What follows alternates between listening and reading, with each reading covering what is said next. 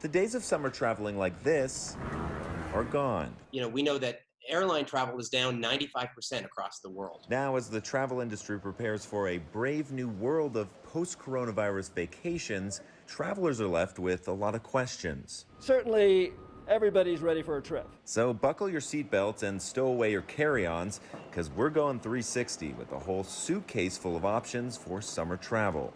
On our voyage, we'll hear from a travel agent, an infectious disease doctor, an expert in hospitality, a former airline executive, and the American Automobile Association about what is safe and affordable right now.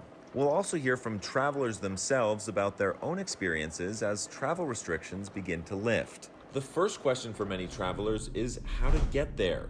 4 wheels or a pair of wings. I would say that the airlines are still operating. It's a reduced schedule. So if you want to fly, there is that option. Although traffic is way diminished, flights are still taking off and landing in most airports like DIA.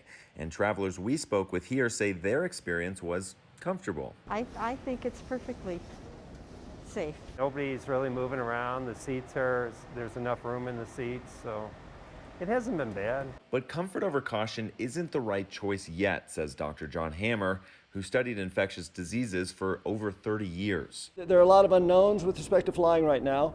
Airline policies with regard to the ability to distance yourself from others while on the plane is not clear. If you choose to book a flight, know that an entirely new standard of conduct awaits you, and it's about more than masks. Be prepared to be asked over and over again. Are you feeling well? Be prepared to have your temperatures taken.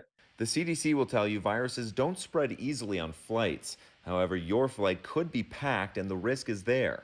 Driving might be the best option this summer.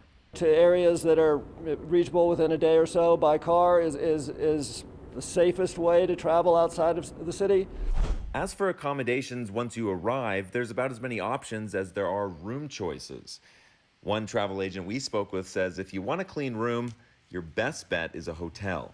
You don't really know, like if it's Airbnb or some other type of house stay, which is great. I love doing Airbnb throughout the world, but you don't really know what the standards are there and if they're actually abiding by them. A good point, but hotels also mean more people. If you imagine like a hotel property with 100 rooms, and everybody pretty much have to use their finger to touch that elevator button to go up and down, and also some of the air conditioning system is centralized, so this is just not very good. Home rentals like Airbnb also offer more options for social distancing, especially when it comes to cooking and entertainment.